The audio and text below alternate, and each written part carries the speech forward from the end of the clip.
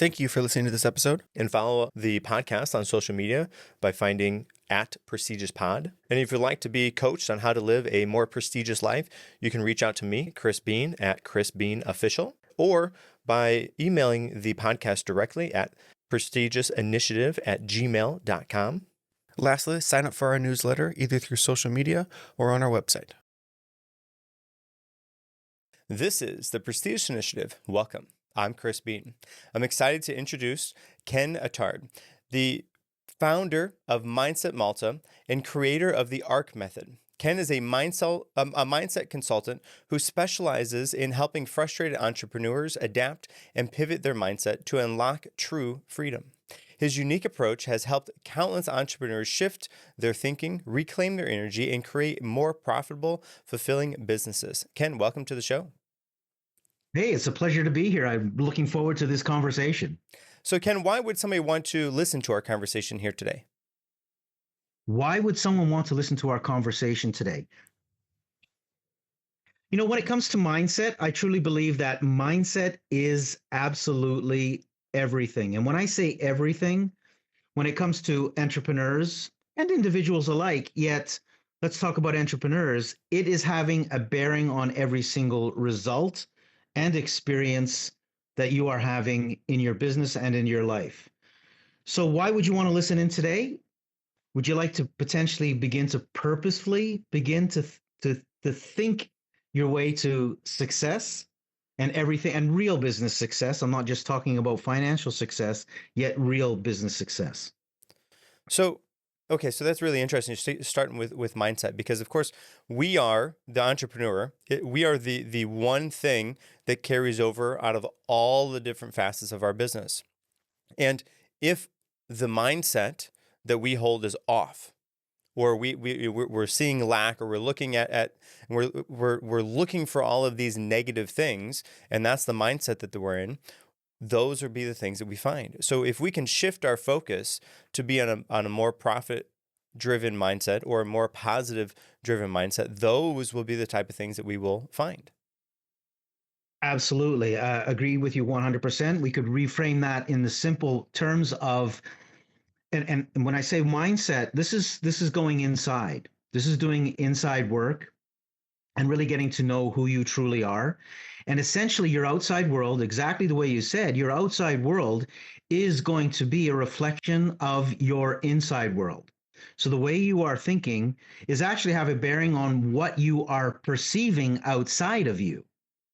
And exactly like you said, when it comes to focus, and this is one of my pet peeves, if you want to call it, is that the majority of entrepreneurs have been fooled to believe that their entrepreneurial journey needs to be a struggle, needs to be a sacrifice, needs to be suffering, needs to be stressful, because they've heard this so often and it becomes a belief. So as long as it's going to become a belief, once you've made it your belief, exactly like you said, your mind is going to go in search of justifying that belief, and that's what you're going to see in the outside world. So you believe it's a struggle, you believe it's going to be suffering, that's exactly what you're going to find. I'm interested in shifting that and turning it into, what if it could be impactful? What if it could be inspirational? Ultimately, what if your entrepreneurial journey could actually be fun? And as you begin to believe that and shift that, your outside world begins to shift, and it actually begins to be exactly those things. Okay, so we're kind of dancing around it a little bit. Let's go into the ARC method. I think. Okay. Give me a rundown of what this looks like and what an entrepreneur could do to adopt this into their normal workflow. Sure, absolutely. So the ARC method. Basically, I chose the ARC method, not because ARC is an acronym or anything like that. It is simply because an arc or an arch in the architectural world is one of the strongest foundations that exists. Now, I chose the ARC method because it simply is a very, very strong foundation when it comes to your mindset. It is based on 5 pillars. Those pillars essentially are, the first pillar is awareness. And awareness is all about originally when I started out, I started talking about awareness as learning. It is about learning, yet more importantly, it is actually about unlearning first. Because, like I said, there are certain things that potentially you have learned over the course of your journey that simply are not the truth. So, the first pillar of the ARC method begins with awareness. The second pillar of the ARC method is adapting, and this is about change. And not only is it about change on the outside, because change is inevitable, it's going to happen.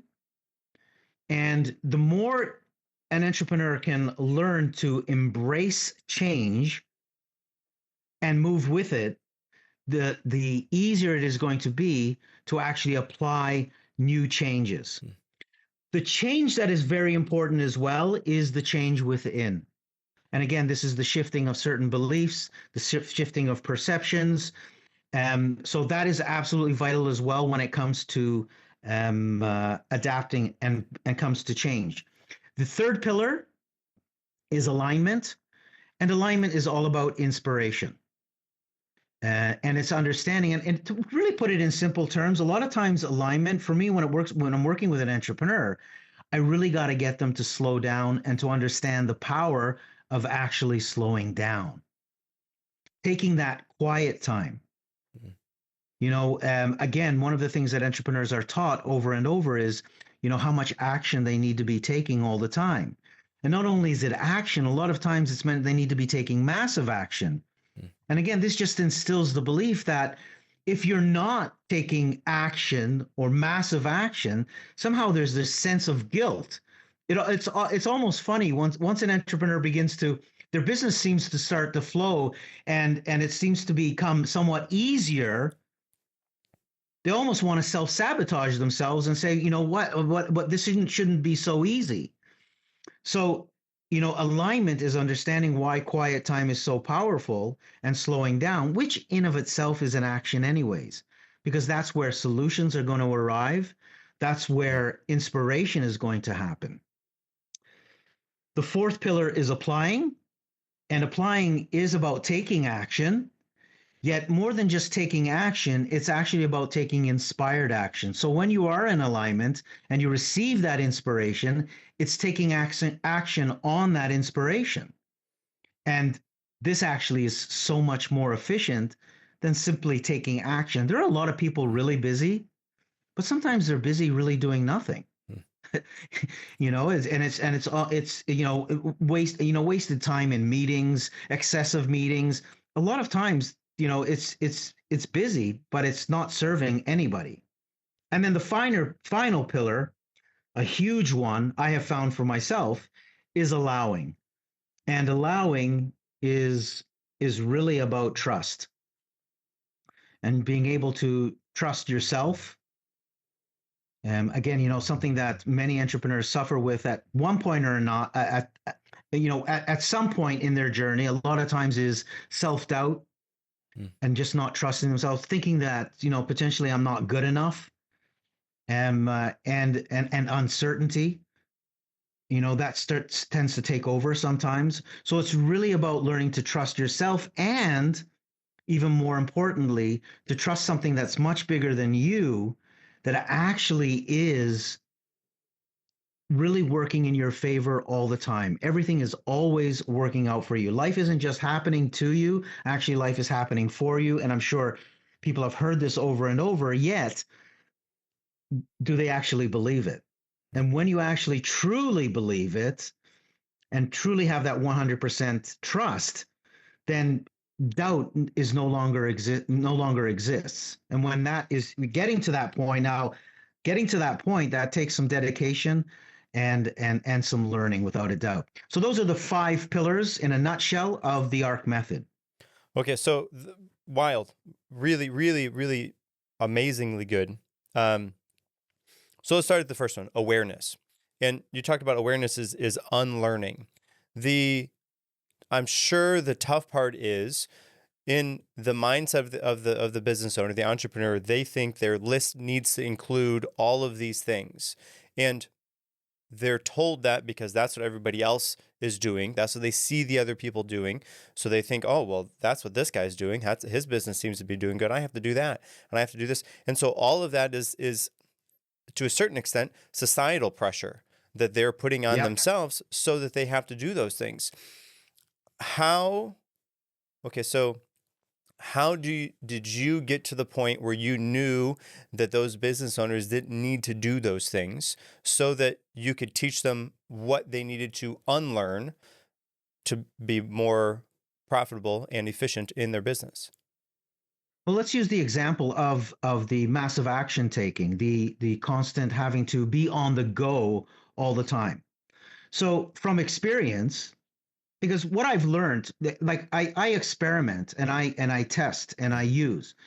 And what like I said, what I've discovered is when I actually can find myself uh, actually purposefully slow myself down every day. Now, from a scientific point of view, if you want to say that, slowing yourself down simply slows down your brain waves. It simply Mm. creates some space.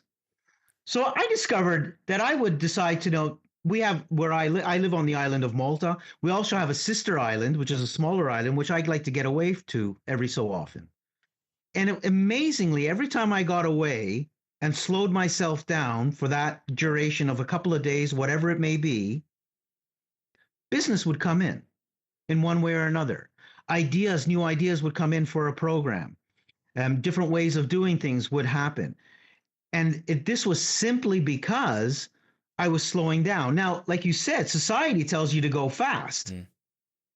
So it's testing these things out and the dedication. So unlearning when it comes to dedication rather than chasing. A lot of people talk about chasing their goals, chasing their financial freedom.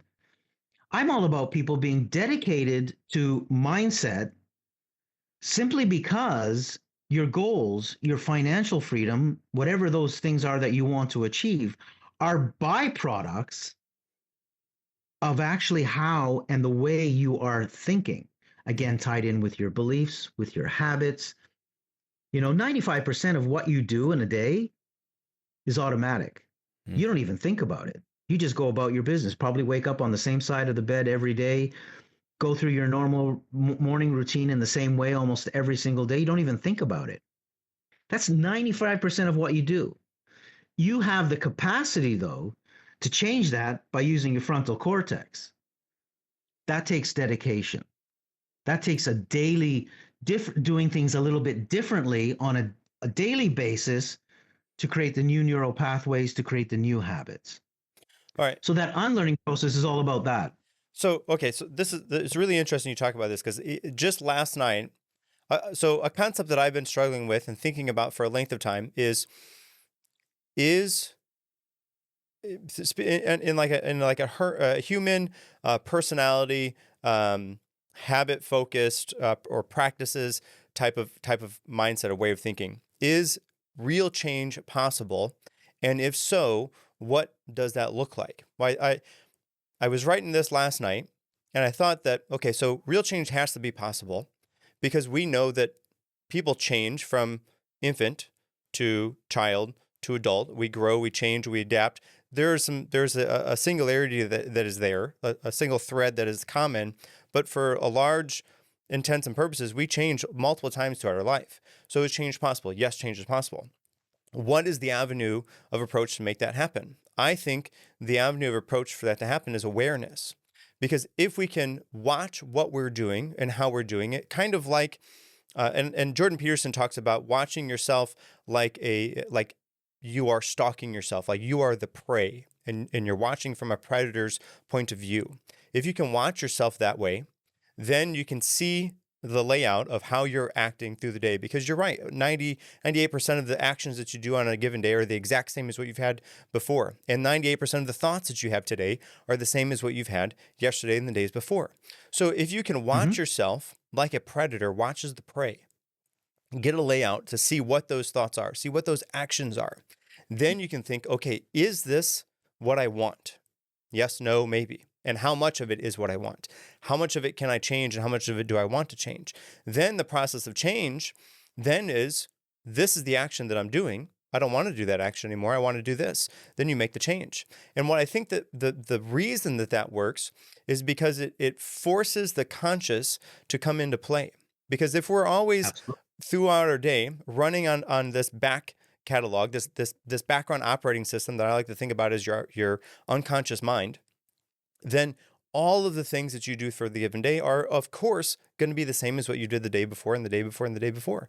But until you can bring that conscious mind to through the day, the instance, all of those things, then the change can't happen. So you have to be aware of what you're doing and how you're doing it in order to make the change to do something different. And it all starts from being aware and conscious of how you're going through your day. So it's thank you for bringing that up, because that helped to kind of solidify some things in my mind as we were talking. Oh, and you're saying it absolutely precisely right. And let's take it even further. This is about, and this is where the power really lies, I believe. This is about designing the life that you want. So think about this, even when it comes with an entrepreneur. So many entrepreneurs tend to go headfirst into their business, which is wonderful. And they're building a business and they need to dedicate a certain amount of time, whatever it may be. And they're giving it their full attention and their full focus. Yet they haven't decided yet how they would like to design their life first. So what happens is they get so engrossed into their business that then the rest of the spectrum of their life needs to fit in with how they've designed their business, which is completely opposite if you truly want real business success and true freedom. What you want to start with is, how do you want your life to look? How do you want to design your life? Exactly coinciding with what you're saying. You decide how you want it. So you decide, I would like to be working this many hours a week. I would like to be doing this type of business. I would like to be having these types of relationships in my life, this type of health, the full spectrum of your life, because your business is your business, and that's phenomenal. Yet it's not the full spectrum of your life, and it's never going to give you the 100% fulfillment that is going to be long lasting. So when you shift it and start to design your life first, now, as you're building your business, your life fits into your business, or your business fits in around the way you want your life, not the other way around. So this way, you can talk about having, let's not necessarily balanced equally or anything like this, yet you're developing your whole life, not just your business. And again, another challenge for many entrepreneurs is that their business becomes their identity. And one of the things that I love to teach is, and this is where trusting comes in, and allow, like, all this stuff is detachment from anything that is of this world. Because the fact of the matter is that anything that is of this world can be gone in a flash. And if you identify with anything that is of this world so heavily, if that thing is gone in a flash, or for whatever reason, it's going to leave a tremendous void. And you're going to want to find a way to replace that. Yet if you learn how to be detached from this and understand that no business is going to give you the fulfillment that you have within you already, no relationship is going to do that for you. Nothing outside of you is going to give you that fulfillment when you do the inner work, when you really begin to tap in to who you are, that alignment. I like to call it the umami self. In the food world, umami essentially is when you eat something that is so delicious, it's indescribable. The definition is the essence of deliciousness. Your umami self, call it whatever you'd like to call it, umami self, source, all of it. Your umami self is the essence of deliciousness, of who you truly are. Not who you think you are as an identity, as, Ken, the business owner or the founder or whatever it may be. It's really tapping into that. So this is absolutely crucial, designing the life that you want. Will it all happen at one go? Probably not. That's the learning process. That's the growing process. You know, I talked about the suffering, the sacrifice. You know, I like to flip those. You know, it doesn't mean that you're not going to have challenges. It, you know, I like to look at them as growth spurts. Mm. This challenge, this is a growth spurt for me. What am I learning from this? And can I be joyful in this? Because I know everything's already working out for me. There's the trust again. So this is, I agree with you 100%. That conscious awareness, you have to do that to begin to shift. Otherwise, you're just going to go through the motions every day over and over and over. Mm. It's as simple as that. Okay, so couple things I want to pick up too.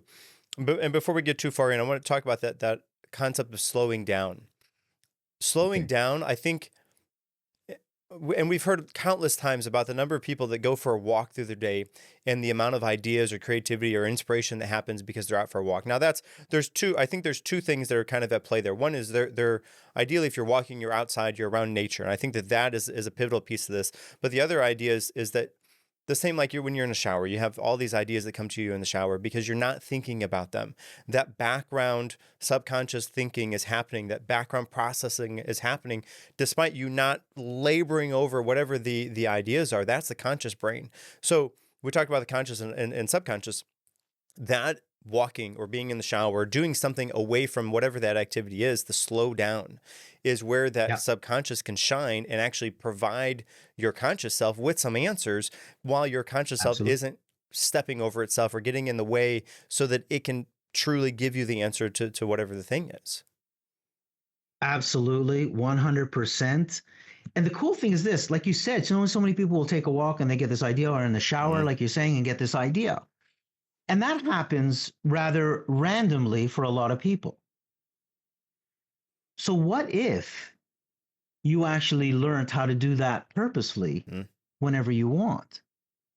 So now we're going to combine the conscious decision of saying, you know what, I'm going to slow down for these next 15 minutes. It's a conscious decision because potentially it's not a habit yet. So you're making a conscious decision to slow down. That's the beauty of slowing down. People say, oh, but I need to be taking action. Slowing down in of itself is an action. So you are still taking action, but you're taking action to slow down. Yes. So you do that today. And so this is the beauty of it, because when you consciously make that decision, now you're no longer doing things randomly, you're doing it purposefully. So, you know, if I randomly figured out that, you know, when I slow down in the shower and just don't think, and I get ideas and whatever, the right phone call comes through at that point in time, whatever it is, what if you purposely began to do that? And you can do it on a daily basis. And today you did it consciously thinking, I'm going to sit down for 15 minutes. And it's okay. You know, if people think they're going to sit down the first time for 15 minutes and no thoughts are going to come to them, they've got another thing coming to them. But that's the process of learning how to slow yourself down. It's no different than, I don't know, going to the gym and today you can lift so much, tomorrow you can lift a little more. It's the same thing. You're just training yourself. So today you couldn't, and you had some thought. That's okay. That's part of the process. Tomorrow you sat down and you had a full 15 seconds of no thinking. Phenomenal. The day after you had 30 seconds or you had 20, whatever. You're just building that up until it becomes, you'll actually be looking forward to it. You'd actually be looking forward to, wow, I just want to slow down, man. I just want to quiet a bit. Let's see what happens. Don't have to have any particular expectations of it. And skies are not going to open and light's going to come through, and this message of, your purpose and all this stuff is going to come through. Something as simple as a name might pop into your head. And you go, oh, it might be time to phone that person. And then something comes of it, or not yet. And that's all it is. Yet it's interesting how so many entrepreneurs will discard this. And simply because I call it the triple U syndrome, the U being the letter U.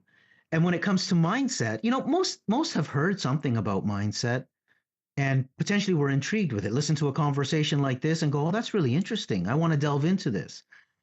Yet the 95% takes over. The default programs take over. Oh, but I need to do this first. I need to do this first. I need to do this first. So it gets underrated. It gets put on the back burner. That's the first you. It's underrated. When I have time, I'll look into it. It gets underrated. And ultimately, it gets underrated because it's underestimated. Mm.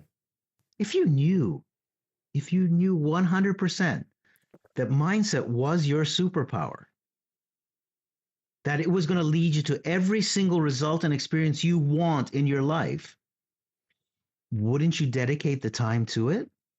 Probably. Yet it's still underestimated. So it's underrated, underestimated. And because of that, it's underutilized. Mm. Underutilized purposefully. Because it's impossible not to use your mindset, your thinking. Underutilized purposefully. And it just gets put on the back burner. It's as simple as that. And the reason it gets put on the back burner to let people off the hook is because you still don't have a strong enough belief in it. Because if you had a strong enough belief in it, you would begin to create that habit. Okay, so when we're talking about slowing down, I get the feeling that meditation is kind of at the core here. Is that kind of your idea, your mindset as you talk about slowing down, or is there another piece? It's there without a doubt. Meditation can come into it. I like to call it quiet time. You know why I like to call it quiet time? Because people get so scared of meditation when they hear meditation. They think it's this, I don't know, I don't know. Again, like they think they need to go in some cave somewhere and sit down and they have to have the time and all. It's not a matter of that. Someone might play an instrument, like a musical instrument, and that could be a meditation for them. That, going for a walk in nature, like you said, that potentially is a walking meditation right there. Someone playing sports, when they're in the zone, that's like a meditation because they're just in that zone. Nothing else exists in that moment.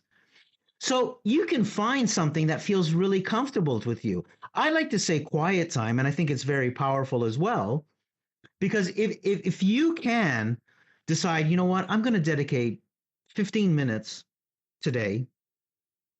It could be 5 minutes when you're starting off. I don't care.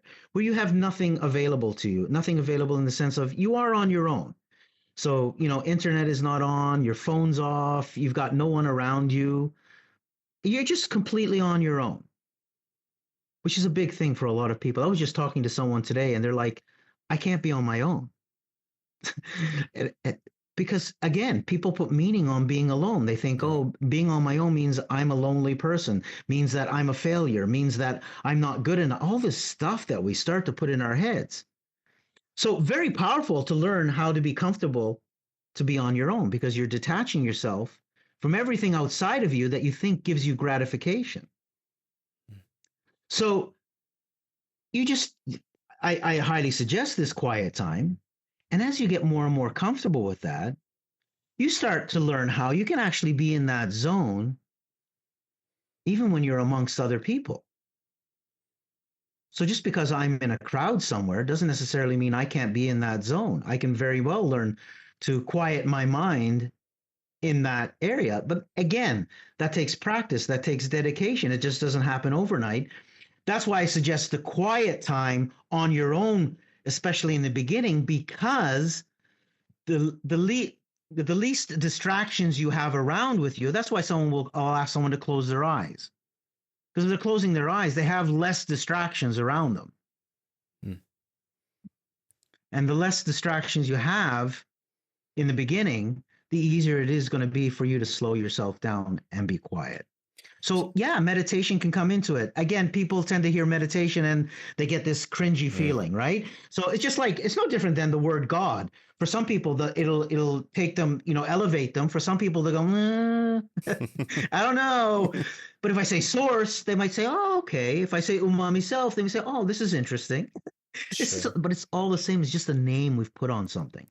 Okay, so as you're talking about the quiet time and the being alone part, what that what I'm hearing, or the parts that I'm picking out of that, is having a quote unquote, or establishing maybe a quote unquote intimate relationship with yourself. Because oftentimes we are so bombarded with other things, the internet, the social media, all these things, as a way to not sit with ourself and and own how we think and see the world and how we interact with ourself, and because we're always doing other things for other people. But if we lack that connection to ourself, then we lack the ability to find purpose and direction and that design of our life that we're trying to reach here. So I can clearly see, if you can have that quiet time, that time alone by yourself, to sit by yourself without internet, without sounds, just be with yourself, to get to know who you are on that deeper level, so that then you could hear what yourself is saying. You can start to hopefully get an idea of what direction and purpose and intent you want to reach. Then you can go forth and do that without all of the social influence that's going on all over, but it's a core system within yourself that you're going forth on. Absolutely. And that all these things, these distractions outside of yourself, they're simply veils. Hmm. So at the essence of each and every one of us, as you're saying, our core is is is everything that an individual actually desires already. So when it comes to joy, happiness, love, and all of these wonderful things, that is your essence. Each and every one of us, it's exactly the same. The difference is this: with the perceptions, what we've learned over our lifetime, those perceptions, the way we are seeing the world, all of those things, they're all veils that are covering up that essence. So why is the quiet time so important? Because as you do begin to do that quiet time and that meditation, you begin to drop those veils so that you are coming back to the core. So there's a really great analogy. Like I'd love to say that this was my analogy, but it's not. It's. I don't know if you've heard of a Rupert Spira. Mm. It's a great analogy. So when you're watching a movie, you're seeing stuff on the screen. And depending on what you're watching, you're seeing a tree, you're seeing a road, you're seeing a character, you're seeing all of these things. And then you watch another movie and you're seeing different things and you're seeing different scenes and all of these things. Yet, the screen always remains the same. Mm. It never changes. Those are just different movies, just like the movies we are playing and what we are perceiving in the world. Yet who you are is the screen, and that never changes. Mm. So the quiet times, all it's doing is dropping those veils. That's why, really interesting as well, when you achieve something or you've arrived at a goal and it gives you that elation, it's very temporary. Why is it so temporary? And what happens? Is it the actual achieving of the thing that made you feel so great? It actually isn't. What it is that you've achieved it. And in that moment, in that instant that you have achieved it, you are so aligned with that achievement that in that moment, you're not thinking about the past. You're not thinking about the future. You're just so present that in that moment, you've dropped all the veils and you've tapped into who you are. And so for that moment, boom, you feel that elation. A little time goes by, whatever that is. It could be a few minutes, it could be a day, whatever it is. And then all of a sudden you're back to your default and boom, the veils have come up again. And now that whatever you achieve is no longer giving you that gratification. That's why it's so short lived. Yet when you're going inside and you're dropping the veils, that's always there. It's always there for you. So it's really a matter of remembering who you really are. It's Yeah. not finding yourself. It's just remembering who you truly are. And that's your essence. Yeah. Yeah. What a profound way to think about that. Like you were saying, the movie, um, we are the screen. We're the same. It Yeah. and it never changes. Hmm. And it's a really great analogy. And like I said, I'd love to take credit for it, but I can't, but I love teaching it because it's a great analogy. Yeah. Okay. So with entrepreneurs, we've talked about a list a little bit. What are some of these big kind of thoughts or mindsets that they struggle with unlearning?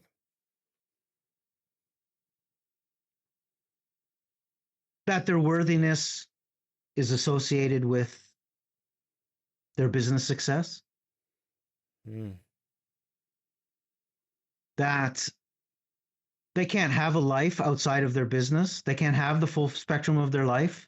It's a big one for a lot of entrepreneurs. I've spoken with entrepreneurs who decided to expand, and then I asked them, so why did you decide to expand? Which there's no harm in it, nothing wrong with it. Yet asking, why they wanted to expand, and for whatever reasons they decided to expand. Yet they tell me, you know, it would have been way better for me if I didn't expand, because when I was smaller, I actually had a little more time for myself. I was actually earning good money. Mm. And now with this expansion, like they just have nothing left for their own pleasure besides their business. So these are definitely, and identity. I think identity is a really, really big one, like I've already mentioned, because with that, when they have such a strong identity, and think about it, an entrepreneur generally starts their business because they want freedom, whether that's financial freedom, time freedom, freedom. Yet so many of them actually end up going down a rabbit hole and having less freedom than they've ever had. Mm. When your identity is so attached to whatever it is, your business, for instance, you can never be free. You can never be free because you're always worried about what's coming up in the future. Are we going to be doing enough? Am I still going to be successful? Am I going to lose it all? And how is this going to have a bearing on me? And again, the attachment and with the business success is tied in with the worthiness. The fact of the matter is, you can only be free when you finally realize that your worthiness, the screen, can never be compromised, Mm. irrespective of business results, of other results in your life. You could have, maybe your health is not the greatest. And some people might attach themselves to the fact that if my health is not the greatest, then I'm not worthy, for instance, or I'm not good enough. Same thing, really. Yet in actual fact, that can never be compromised. And those beliefs are what is actually compromising the change. Because if you're saying to yourself, "Oh man, I'm not healthy," that means I'm not good enough. I'm worthy. I'm not getting the business results. Again, I'm not good enough. I'm unworthy. And you keep saying that to yourself. That's just reinforcing the neural pathways, and you're just going to continue to see the same. You're just going to continue to see the same. Yet when you start to finally realize that can never be compromised, and again, this is going to take understanding that you can trusting something that is much bigger than you, that everything's always working out. So many times things happen in a business life, for instance, like a look at business, and we can look at COVID. Look what happened during COVID. So many businesses went through a really, if there was a lot of great stuff that came out of it as well, that individuals discovered that, oh wow, you know what, I actually have a little more time for my family. This is really cool. What a great now if you take that on board, that might have been a great lesson for you, and you began to adopt that in your life and say, you know what, whatever is going to happen now, I'm going to begin to dedicate a little more time to my family, let's say. So it's always working out for you, always working out for you. You just have to be ready to look at that and decide, okay, this appears to be a bad situation or a difficult situation, but it only appears that way. Am I going to continue to focus on that bad situation? Or can I shift my focus and to begin to focus on what it is I do want to accomplish moving forward? What is waiting for me? And tap into that. Because as you shift that focus, then again, your outside world is going to shift. Hmm. But if you're going to keep looking at the what's not working, you're just going to create more of what's not working. Okay, so if a business owner wanted to try to adopt some of these principles, they wanted to try to do this for themselves, to see the change before they got in contact with somebody like you to do it all the way, what would be some steps that somebody could do on their own before reaching out to a consultant for help? Sure.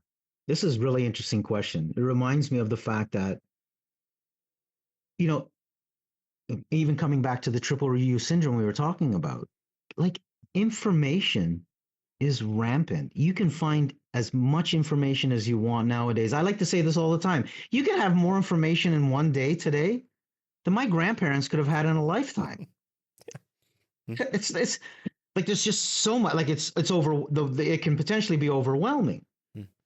So do your research if you want to do some research. One of the simplest things, and again, this is why people discard it, I think. One of the simplest things I tell pretty well everybody, and you can do this easily. Start to focus on what you can appreciate in your life on a daily basis. Start your day that way. When you wake up in the morning, first thing, before you even get out of bed. Now, you can get out of bed if you want. You can journal if you'd like to. Yet, think of a minimum of 3 things that you can be appreciative of.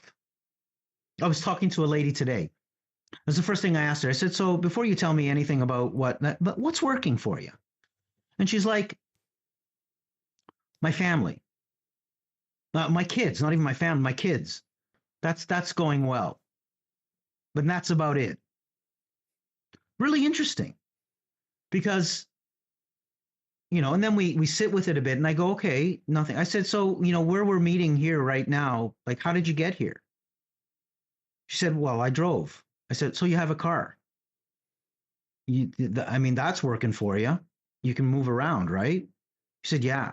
I said, you have your own business, right? She said, yeah. Oh, so that's working too. Yeah. Your health overall is pretty good. Yeah. Oh, so there's more. So there actually is more. Again, default, because of our survival mode or whatever you want to call it, will take an individual, if they're not really thinking about it, to all the things that are not working. Even in a business, the focus goes on the things that are not working. Now, I'm not saying not to look at those things, yet you want to look at the things that are working too. And if you do this first thing in the morning, you're actually setting the tone for the day. You're setting an intention for the day. You're telling the universe, again, your umami self, God, source, whatever you want to call it, whatever works for you. You're telling them, listen, I really appreciate the fact that I had a pillow to sleep on last night, that I had a bed to sleep on last night. You know what? I appreciate that good night's rest. I appreciate the fact that I woke up and I have water to drink. I appreciate that, I can open the fridge and I've got food to eat. And as you do that, you're a transmitter, man. You're transmitting out. And what you transmit out comes right back to you. So then the universe says, hey, look at Ken's appreciating. This is really cool. Let me give him some more things to appreciate. But if I wake up first thing in the morning, boom, phone, emails, oh, look at all the problems I have today. Oh my God, I have to deal with this. Oh, I have to deal with so-and-so. What a jerk. I am not looking forward to this. And all of these things, you're telling the universe, I got problems. And the universe says, here, let me give you some more. Because you get exactly what you asked for. It's just that a lot of times we're talking about what we don't want. But the universe talks in frequency, in vibration. And this is one of the easiest ways that anybody can begin to shift their energy without a doubt. And it's easy, it's effective, and it just makes a huge difference. So intention setting, I think that is something that's wild, and often it's so overlooked. Nobody really thinks about this. Yeah. I I I have a practice where I do journaling in the morning, I do journaling in the evening time. And they kind of contribute back and forth to each other, because one is like setting up my day and the other one is like, okay, how did my day go? I Yeah. like doing my gratitude at the end of the day, because then it gives me opportunity to look through the day. Cool. Yeah. Anyways, one of the things I do is set an intention for the day, and I have kind of a list that I go through, and I kind of like, okay, this is it for today. And having a list is kind of helpful, because then I don't have to try to create something random. It just sets it for the day. And then on top of that, I think that, okay, so intention setting for the day is important, because then that helps, like Mhm. you said, that sets your mindset, that sets your bearings for the whole day. But then to go a step deeper than that is set intentions for individual meetings, for individual instances or circumstances within your life. Because when I show up at work, I want to set an intention to do the thing that I need to do at work. When I'm at Yep. home, being with my family, with my kids, I set a different intention. And I am the same person throughout both of those, but I don't want to come across like the boss at home, and I don't want to be the father at work, right? Those are different things, different hats that I wear through the day. And depending on what hat I'm wearing, or depending on how I want that meeting or interaction to go, needs to change based on the intention that I set for. And if I can do that with purpose and design, then oh my gosh, that's so much more helpful than otherwise. So powerful. And I really want to, and this is all about presence. Hmm? This Yes. actually being present. And I want to address this part here because I think it's really interesting. And you mentioned the word purpose as well, because a lot of people, like again, individuals with great intentions, and they're in search of this purpose and this higher purpose. What I like to say is this again, I believe I had heard this originally from Eckhart Tolle, Hmm. if I'm not mistaken. But again, very powerful. And again, I love teaching this because it makes so much sense. And it's exactly what you're saying. So rather than go in search of your purpose, make a decision that whatever you are doing in that moment is your purpose. So I'm having this conversation with you right now. This is my purpose right now. Hmm. That's it. Not thinking about what I'm going to be doing after, not thinking about what I did before and I didn't manage to do or whatever. It's my purpose. I'm at the grocery store and I'm having a chat with the cashier. That's my purpose right now. I bump into someone in the street and are having a conversation with someone. That is my purpose right now. I'm at home with my family right now. That is my purpose right now. Being fully present there. Hmm. And as you begin to do that, the bigger purpose, not that these aren't big because they're huge already, the higher purpose or the bigger purpose, it'll begin to unfold for you automatically. Hmm. It'll begin to unfold for you. But if you start with that, so like you said, you're at work and you have a meeting with someone or with a group of employees or whatever it is, that's your purpose right now. You're being fully present there now. You're listening to them. You're letting them know that they're being heard. What a big thing this is, I believe, right now for so many individuals. They're suffering because they don't feel that they're being heard. Hmm. And when we can hold that space for someone and actually allow them to understand that they're being heard, and from an entrepreneurial perspective, and this is what I believe is essential, whoever I'm working with, that they understand that I actually care, that I care about their success. I care about what they're going through. I'm here to hear you, and I'm here to guide you through this. And I think this is so essential. So it ties in really nicely with what you were saying, and purpose. Just decide whatever you're doing in that moment, that is your purpose in that moment. And okay, so to take that in a kind of the different mindset is, if you can do that and you excel at that, if your purpose is those small things that you're doing, whatever it is that you're doing, if that is the purpose, then what that means is you're going to always be present with those people that you're talking with. You're going to have meaningful connections with those people. And if you're the entrepreneur, that is what your business is. Your business is those interactions, whether the business is interacting whether the entrepreneur is interacting with your employees or with the customers or the consumers or clients, however you want to, associate that. But if you can build those connections, that is where your business is going to grow and thrive and expand, because those things are so important. And it's as humans, it is very easy to tell when somebody is faking that. And Absolutely. It's that's all not at all what we want. exactly. It's all about building relationships. Mm. Another great thing that I had heard a while ago is this, this guy was asking, so why do we build relationships? And the tendency is to answer, we're building relationships, so we build trust, so we build, all these wonderful things. Yet he said it was really interesting, and it stayed with me as well, is we build relationships to build relationships. That's it.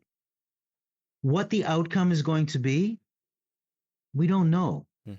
I may have a conversation with you today, and 3 years down the road, we have another conversation, and for some reason, we're doing business. Whatever it is, you're simply building relationships to build relationships. Be your authentic self. Be your true self. And I think this is another really important aspect when it comes to entrepreneurs, because of those veils. What a lot of those veils do is people are not being themselves. They're not being their authentic, true self. And I sort of got done with that in the corporate world and all this stuff, where I just want to be who I am. I want to be able to dress the way I want to dress and show up the way I want to show up, speak the way I'd like to speak, be my true self, because that's who I am. And that authenticity is so, so vitally important. Like you said, you're going to recognize, like, someone who has confidence doesn't need to go around telling people, look at me, I'm confident. They don't. They just be them. They just be that confident self, if you want to call it. They don't need to, someone who's successful in business doesn't walk around going, look at me, how successful I am. That's not success. That's not real business. You don't need to do that. That's your insecurity speaking. You don't need to do that. If you're successful in business, you don't need to talk about how successful you are. You just need to be yourself. That's it. And again, if you're not doing that, again, these are more veils. You will never be free, because you need to continue acting out this, you need to keep on projecting onto the screen these different movies that aren't you. That's not you. You're the screen, not the movie. So it's really, really, really important. And these relationships, that's what business is all about anyways, is building these relationships. All right, Ken, I gotta say, it's been such a valuable and helpful conversation with you. And thank you for sharing these insights and empowering entrepreneurs to embrace the mindset, freedom, and growth. And before we wrap up, Ken, do you have any key thoughts or final takeaways you'd like to share with the listeners? And what also would be the best way to get in contact with you? Sure, no problem. So and I'll leave the last thing. So the best way to get in touch with me, I'd love to offer your listeners a free gift if they want to. They just have to simply go to growth4entrepreneurs.com, and there they can get to know a little bit about myself. But there's also a short free online program which is called the Mindset Choice, the choice that changes everything. And they have the opportunity in that program as well to actually interact with me directly. Although it's something recorded, they potentially could be interacting with me real time as well, depending. And so that's one real easy way to get in touch with me. Email ken@mindsetmalta.com. If they want to, I will definitely respond to you. They can hook up with me on LinkedIn, Ken Attard, Facebook, Ken Attard as well. Mindset Malta on Facebook, Mindset Malta on Instagram. These are all ways that they can actually interact with me. And if there's one thing that I would love to leave for those people who are listening, it's this. Might not be what you're expecting. It's simply this. Remember every single day to laugh a lot more, especially when you can laugh at yourself. Hmm. Well, That's thank what you. I'll leave.